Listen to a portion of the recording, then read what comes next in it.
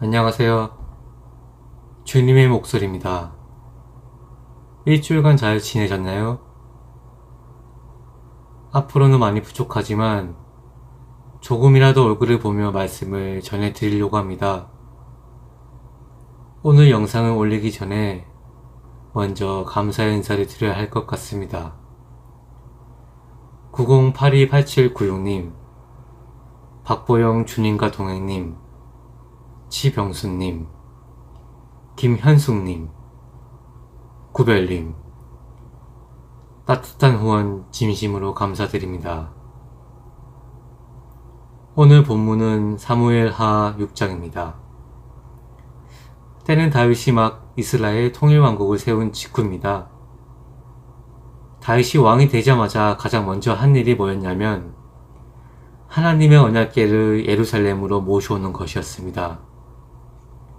그런데 그 언약궤를 70년 동안 아무도 거들떠보지 않았습니다. 바로 그 70년이 오늘 이야기의 진짜 시작입니다. 지금부터 함께 들어가 보겠습니다. 우사. 아무도 기억하지 않는 이름입니다. 그런데 그가 한 일은 누구나 압니다. 하나님의 궤가 쓰러지려 했습니다. 그는 손을 내밀었습니다. 거룩한 것이 땅에 떨어지지 않게 하려고. 본능적으로, 순간적으로. 그런데 하나님이 그 자리에서 그를 치셨습니다. 저는 이 장면 앞에서 오래 멈춥니다. 착한 일을 했는데 왜 죽었습니까? 선한 의도가 있었는데 왜 벌을 받았습니까? 이 질문이 불편한 것은 하나님이 부당히 보이기 때문입니다. 그런데 오늘 이 본문을 끝까지 따라가면 우리는 놀라운 것을 발견합니다. 문제는 우사의 손이 아니었습니다. 문제는 그 손이 뻗어지기 훨씬 전부터 시작되어 있었습니다.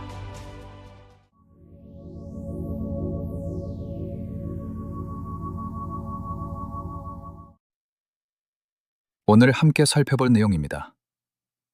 첫째, 새 수레는 왜 문제였습니까? 다윗은 정성을 다했습니다. 3만 명을 동원했습니다. 새 수레를 만들었습니다. 그런데 그 수레가 하나님이 원하신 방법이 아니었습니다. 둘째, 우사는 정말 잘못한 것입니까? 단순한 실수가 아니었습니다. 히브리어 단어 하나가 그 깊이를 드러냅니다. 샬, 안일함, 익숙함, 무감각. 70년이 만들어낸 것입니다. 셋째, 같은 궤가 어떻게 두 가지 결과를 냈습니까? 우사에게는 심판, 오베데돔에게는 축복. 하나님이 달라지신 것이 아닙니다. 넷째, 다윗은 어떻게 돌아왔습니까? 분노에서 경외로. 첫 번째 행렬과 두 번째 행렬, 달라진 것은 하나님이 아니라 순종이었습니다. 그리고 마지막, 지금 우리는 어떤 수레를 타고 있습니까?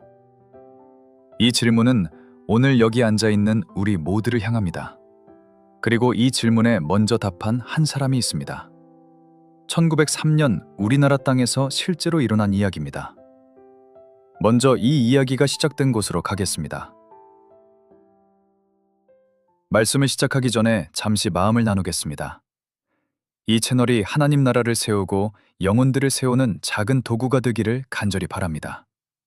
오늘 영상이 여러분의 신앙 여정에 작은 위로가 되신다면 구독과 좋아요로 격려해 주세요. 여러분의 응원이 이 사역을 지속하게 하는 가장 큰 힘입니다. 그럼 지금부터 오늘 준비한 내용을 차근차근 살펴보겠습니다. 언약궤가 어디 있었습니까? 아비나답의 집이었습니다. 얼마나 오래였습니까? 70년이 넘었습니다. 생각해 보십시오. 하나님의 임재의 상징. 하나님이 그 백성과 만나주시던 바로 그것이 어떻게 생긴 물건이었습니까? 나무 상자였습니다. 길이 1.2m, 너비 60cm 남짓한 나무 상자입니다. 표면은 금으로 덮여 있고 뚜껑은 순금이었습니다. 그 안에는 세 가지가 담겨 있었습니다. 신의 산에서 받아온 십계명 돌판, 광야에서 하나님이 내려주신 만나가 담긴 항아리, 그리고 싹이 난 아론의 지팡이. 이 물건들은 하나님이 지금도 살아 역사하신다는 증거였습니다. 마법의 삼자가 아니라 살아계신 하나님의 흔적이었습니다. 그런데 평범한 가정집 한 구석에 70년째 놓여 있었습니다. 사울 왕 시대 내내 아무도 관심을 기울이지 않았습니다. 더 놀라운 것은 사무엘 선지자조차 찾지 않았습니다. 사무엘이 온 이스라엘을 모아 회개운동을 일으킬 때도, 사울 왕 40년 통치 동안에도 단 한 번도 법궤를 찾지 않았습니다. 이것은 한 사람의 무감각이 아니었습니다. 온 이스라엘의 무감각이었습니다. 저는 이 대목에서 한동안 멈춥니다. 이스라엘이 하나님의 임재에 얼마나 무감각해져 있었는지, 그것이 이 사건의 진짜 시작점입니다. 그런데 우사는 그 집 아들이었습니다. 태어날 때부터 언약궤 곁에서 자랐습니다. 우사의 아버지 아비나답은 언약궤를 모시던 집안 사람이었습니다. 어릴 때는 경이로웠을 것입니다. 그런데 70년이 흐르는 동안 1년이 지나고 2년이 지나고 10년이 지나도 아무 일도 일어나지 않습니다. 슬금슬금 가까이 가서 들여다봤을 것입니다. 와, 이렇게 생겼구나. 그렇게 세월이 쌓이면 하나님의 임재의 상징이 그냥 집안에 있는 상자 하나로 바뀌는 겁니다. 어떤 거룩한 것도 익숙해지면 그렇게 됩니다.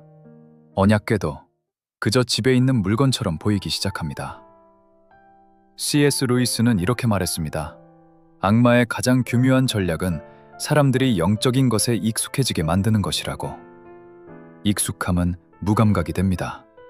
무감각은 불경건이 됩니다. 우사의 손은 그 끝에 있었습니다. 그런데 그 손이 뻗어지기 전에 이미 문제는 시작되고 있었습니다. 다윗은 통일 왕국을 막 세운 왕이었습니다. 나라를 부강하게 할 수도 있었고 군사를 키울 수도 있었습니다. 그런데 다윗이 가장 먼저 한 일은 법궤를 찾는 것이었습니다. 이 나라의 토대를 하나님의 언약 위에 세우겠다는 결심이었습니다. 다윗이 일어났습니다. 이스라엘에서 뽑은 무리 3만 명을 모았습니다. 일부 학자들은 이 숫자에 주목합니다. 60년 전 블레셋에게 언약궤를 빼앗기던 그 전투에서 죽었던 이스라엘 병사의 숫자가 정확히 3만 명이었기 때문입니다. 우연인지 의도인지 알 수 없습니다. 그러나 분명한 것은 다윗의 열심은 진짜였습니다. 새 수레를 준비했습니다. 음악이 울려 퍼졌습니다. 수금, 비파, 소고, 양금, 재금, 온 나라가 축제였습니다. 이보다 아름다운 장면이 어디 있겠습니까? 그런데 여기에 치명적인 문제 하나가 숨어 있었습니다. 새 수레. 하나님은 언약궤를 수레에 싣고 가라고 말씀하신 적이 없습니다. 단 한 번도 없습니다. 출애굽기 25장 14절에서 하나님은 명확하게 말씀하셨습니다. 채를 궤 양쪽 꼬리에 꿰어 어깨에 메고 다니라. 민수기 4장 15절은 더 구체적입니다. 성물은 만지지 말라. 그들이 죽으리라. 왜 이렇게까지 엄격했을까요? 한 가지 그림으로 생각해 보십시오. 어떤 과학자가 당신에게 방사능 물질이 담긴 드럼통을 건네며 말합니다. 이것은 피부에 닿기만 해도 즉사합니다. 그런데 옆에 있는 사람이 말합니다. 저 수레로 옮기자. 장갑을 끼면 미끄러우니까. 뒤에서 맨손으로 밀어줘. 여러분은 어떻게 하시겠습니까? 그것은 경고를 믿지 않았거나 아니면 우습게 여겼기 때문입니다. 하나님이 반복해서 말씀하셨습니다. 만지지 말라. 그 경고가 70년 동안 잊혀졌습니다. 우사의 손은 그 망각의 끝에 있었습니다. 어깨로 메어야 합니다. 레위 지파 중에서도 하나님이 특별히 지정하신 사람들이 메어야 합니다. 아무나 할 수 없었습니다. 만지면 안 됩니다. 다윗은 이것을 몰랐습니까? 아니면 잊었습니까? 70년입니다. 언약궤가 방치된 70년 동안 그 규례를 기억하는 사람이 없었습니다.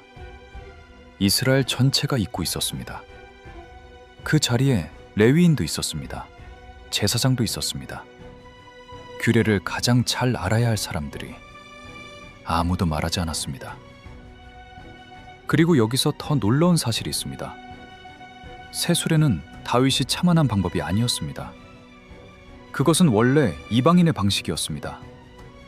오래전 블레셋이 언약궤를 빼앗아갔다가 재앙을 당하고 돌려보낼 때 썼던 방법이었습니다. 하나님을 모르는 이방인이 쓴 방식을 하나님의 백성이 그대로 따라한 것입니다. 이방인의 방식이었습니다. 하나님의 궤를 이방인의 방식으로 운반했습니다. 의도는 선했습니다. 정성도 진심이었습니다. 그러나 방법이 틀렸습니다.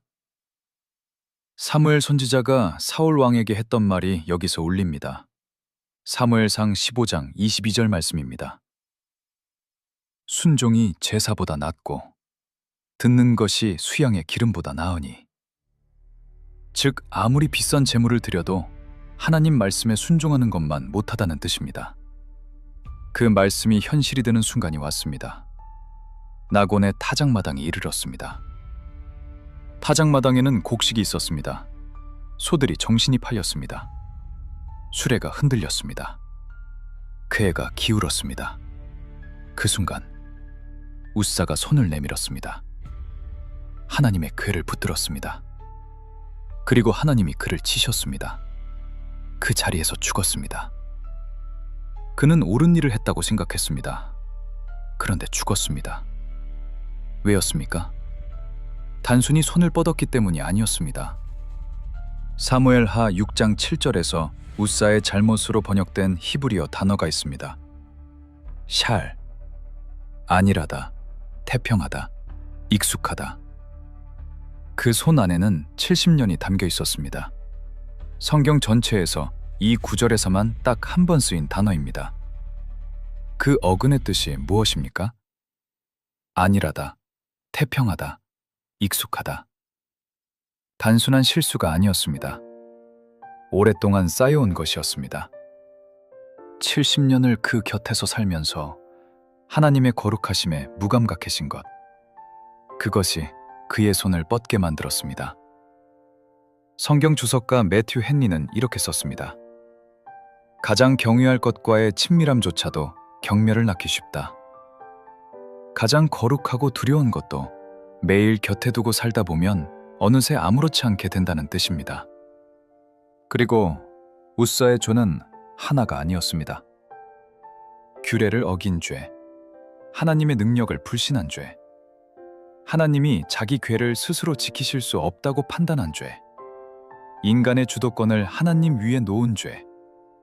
놀랍게도 이 모든 것이 이미 그의 이름 안에 담겨 있었습니다. 웃사, 하나님의 힘이라는 뜻입니다. 하나님의 힘을 의지해야 할 사람이 자신의 고집으로 손을 뻗었습니다. 다윗은 웃사가 죽은 그 자리에 이름을 붙였습니다. 베레스 우사, 여호와께서 웃사를 치셨다. 땅 이름에까지 그 심판이 새겨졌습니다. 그런데 한 가지 질문이 남습니다. 하나님은 정말 법궤를 스스로 지키실 수 없었습니까? 여호수아 3장을 보십시오. 요단강을 건널 때 궤를 맨 제사장들의 발이 물에 닿자 강물이 멈추었습니다. 하나님은 누군가의 보호를 받으시는 분이 아닙니다. 오히려 모든 것을 다스리시고 지키시는 분입니다.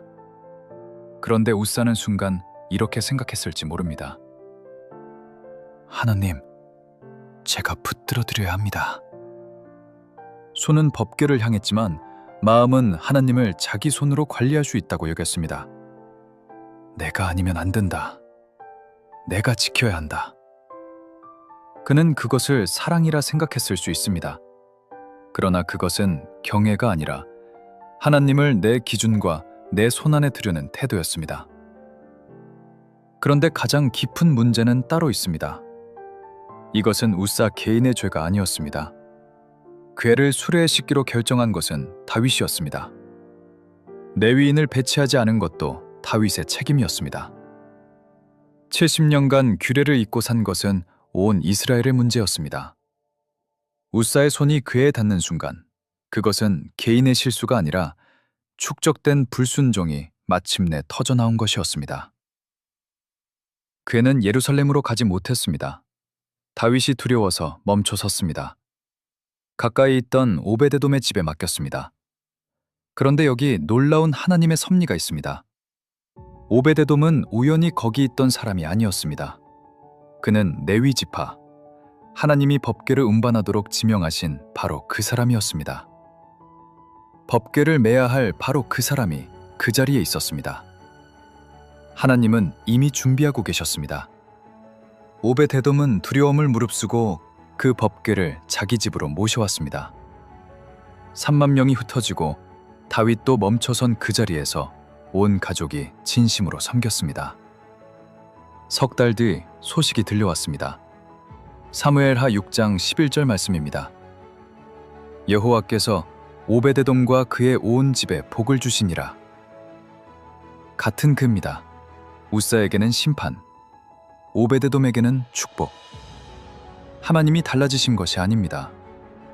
우사의 집안은 70년을 모셨습니다. 오베데돔은 석 달을 모셨습니다. 차이는 기간이 아니었습니다. 우사의 집은 창고 한켠에 두었고 레위인도 아닌 아들에게 맡겨놓고 돌보지 않았습니다.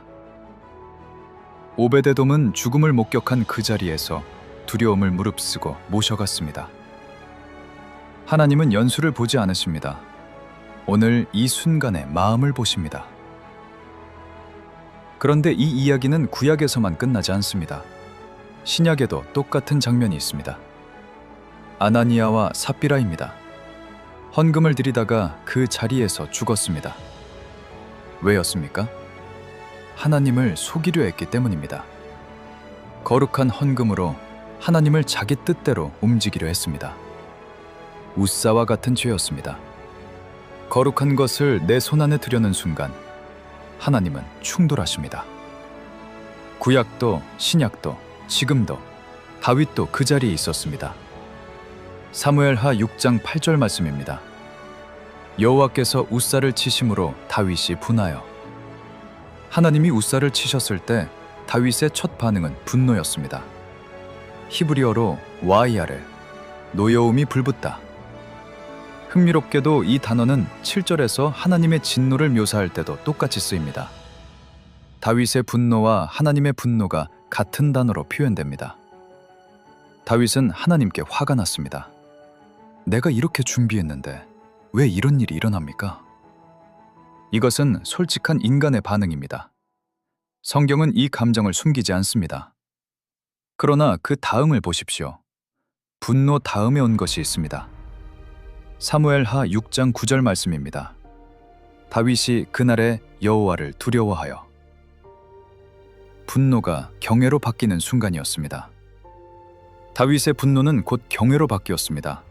자신이 감당할 수 없는 분과 마주하고 있다는 것을 이제 깨달은 것입니다. 우리도 때로 하나님께 분노를 느낍니다. 왜 기도한 대로 되지 않습니까? 왜 이런 일이 나에게 일어납니까? 그 감정은 자연스럽습니다. 그러나 분노에 머무는 사람은 하나님을 떠납니다. 분노를 경외로 바꾸는 사람은 더 깊은 자리로 들어갑니다. 때로 하나님은 우리를 두렵게 하심으로 멈추게 하십니다. 그 멈춤이 심판처럼 느껴질 때가 있습니다. 그러나 그것이 은혜입니다. 잘못된 방향으로 달려가던 것을 멈추게 하시는 것, 그것이 은혜입니다. 그런데 다윗은 거기서 멈추지 않았습니다. 역대상 15장 2절에서 다윗이 선언합니다. 레위 사람 외에는 하나님의 궤를 맬 수 없나니. 이번에는 수레가 없습니다. 레위인들이 채로 꿰어 어깨에 메었습니다. 하나님의 말씀대로, 모세의 율법대로. 그리고 역대상 15장 26절 이 말씀이 나옵니다. 하나님이 여호와의 언약궤를 맨 레위 사람을 도우셨으므로. 첫 번째 시도에서는 하나님이 치셨습니다. 두 번째 시도에서는 하나님이 도우셨습니다. 같은 하나님이 같은 궤를 같은 다윗에게. 달라진 것은 하나님이 아니었습니다. 달라진 것은 순종이었습니다. 다윗은 레위인들이 6걸음 걸을 때마다 소와 살찐 송아지로 제사를 드렸습니다. 6걸음마다 얼마나 조심스럽게, 얼마나 경외하는 마음으로 나아갔는지 첫 번째 행렬은 들뜬 축제였습니다. 두 번째 행렬은 경외와 떨림의 예배였습니다. 그리고 다윗은 베에봇을 입고 왕의 위엄을 내려놓고 온몸으로 온 힘을 다하여 여호와 앞에서 춤을 추었습니다. 이것이 진정한 예배입니다. 체면도 격식도 인간적 계산도 벗어던지고 오직 하나님의 인재 앞에서 기뻐하는 것. 그런데 그 춤추는 다윗을 창문에서 내려다보는 사람이 있었습니다. 아내 미갈이었습니다. 창문 너머로 내려다보며 미갈은 생각했습니다. 저게 왕이야? 저렇게 춤을 추다니. 체면도 없이 창피하지도 않나. 미갈은 죽는 날까지 자녀가 없었습니다. 낮아진 사람, 다윗에게는 하나님의 임재가 함께했습니다. 우리는 지금 어디서 보고 있습니까? 창문에서 내려다보고 있습니까? 지금 내려오십시오. 다윗처럼 왕의 체면을 벗고 하나님 앞에 낮아지십시오. 그리고 이것은 성경 속 이야기만이 아닙니다. 바로 이 땅 한국에서 일어난 실화입니다. 1903년 원산 캐나다 출신 의료 선교사 하디. 그는 열심히 있었습니다. 교회를 세웠습니다. 사역했습니다. 그런데 열매가 없었습니다. 13년이었습니다. 두 딸을 조선 땅에 묻었습니다. 첫째는 태어난 지 하루 만에, 둘째는 6살에. 양화진 선교사 묘역에 두 딸을 묻고도 그는 떠나지 않았습니다. 열심히 사역했지만 아무도 찾아오지 않았습니다. 지쳐있던 하디에게 아내가 조용히 물었습니다. 여보, 조선 사람들이 진정으로 찾아야 할 분이 누구입니까? 하나님입니까? 아니면 당신입니까? 그 한마디가 하디를 멈추게 했습니다. 그는 무릎을 꿇었습니다. 그가 회개한 핵심은 이것이었습니다. 나는 예수님을 알았지만 예수님을 전적으로 의지하지 않았습니다. 내 능력으로, 내 학식으로, 내 열심으로 사역했습니다. 선교사가 예수님을 진짜 믿지 않았던 것입니다. 그는 성령 충만 없이 한 사역은 결국 실패할 수밖에 없다는 것을 깨달았습니다. 그리고 그 자리에서 멈추었습니다. 자기 방법을 내려놓았습니다. 그는 무릎을 꿇고 이렇게 고백했습니다. 주님, 나의 교만을 용서하여 주십시오. 성령의 인도하심을 의지하지 않고 나의 능력을 믿었습니다. 조선인들을 미개한 민족이라 생각했습니다. 나의 자만심을 회개합니다. 한국인 회중 앞에서 선교사가 무릎을 꿇었습니다. 그것이 회개의 본이 되어 한국 교인들의 공개 회개를 이끌어냈습니다. 그 불길이 퍼졌습니다. 원산에서 서울로, 개성으로, 평양으로. 1907년 1월 장대현 교회. 길선주 장로가 600명 앞에서 울부짖으며 공개 회개했습니다. 그것이 평양 대부흥이었습니다. 한국의 오순절이라 불리는 그날이 한 선교사의 무너짐에서 시작되었습니다. 회개하고 난 뒤 하디는 완전히 달라졌습니다. 차갑고 무서워서 환자들조차 피하던 사람이 직접 조선 백성들에게 다가갔습니다. 그들의 허물을 볼 때마다 이렇게 말했습니다. 나는 당신보다 더 큰 죄인입니다. 40년이 지난 뒤 하디는 이렇게 썼습니다. 이 몸의 살과 뼈는 캐나다에서 가져왔지만 오늘의 이 몸은 조선의 살이요 뼈입니다. 자기 수레를 내려놓은 사람이 결국 그 땅의 사람이 되었습니다. 자기 방법을 내려놓은 그 자리에서 하나님의 방법이 시작되었습니다. 잠시 눈을 감으시겠습니까?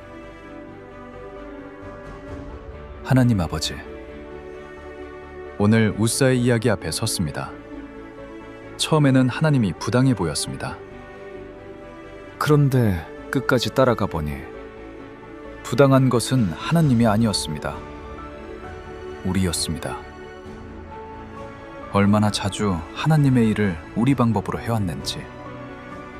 얼마나 자주 예배가 습관이 되어버렸는지, 얼마나 자주 말씀이 더 이상 가슴을 뛰게 하지 않았는지, 새 수레를 타고 달려온 우리를 용서하여 주옵소서. 그러나 감사합니다. 다윗을 버리지 않으셨습니다.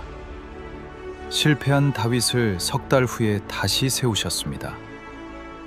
순종하는 다윗을 도우셨습니다. 우리의 새 수레를 내려놓게 하옵소서. 우리가 웃사처럼 하나님을 관리하며 살아온 것을 용서하여 주옵소서. 다윗처럼 실수해도 다시 돌아오는 사람이 되게 하옵소서. 하나님이 말씀하신 그 방법으로 경외와 기쁨을 함께 가지고 다시 나아가게 하옵소서. 우리 주 예수 그리스도의 이름으로 기도드립니다. 아멘. 잠시의 그 마음 그대로 계십시오. 오늘 이 말씀이 마음에 닿으셨다면 댓글에 이 한마디만 남겨주십시오. 아멘. 그리고 우리가 타고 있는 새 수레를 내려놓겠다고 결단하신다면 아멘. 말씀대로 살겠습니다. 함께 고백해 주십시오.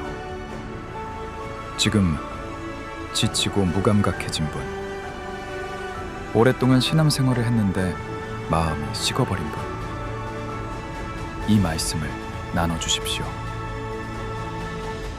한 사람이 하나님의 말씀으로 돌아오는 것, 그것이 이 사역의 유일한 목적입니다. 구독과 알림 설정은 다음 말씀을 놓치지 않도록 돕는 작은 도구일 뿐입니다. 원하신다면 함께 동행해 주십시오. 오늘 이 말씀을 마치면서 한 가지만 기억해 주십시오. 다윗은 실패했습니다. 그러나 포기하지 않았습니다. 석 달 후 다시 시작했고 하나님은 도우셨습니다. 여러분의 두 번째 행렬을 하나님이 기다리고 계십니다. 멈춘 자리가 끝이 아닙니다. 다윗이 그 증거입니다. 이 말씀을 들으신 여러분 모두 주님 다시 오실 그날까지 흔들리지 않는 믿음으로 서 계시기를 축복합니다.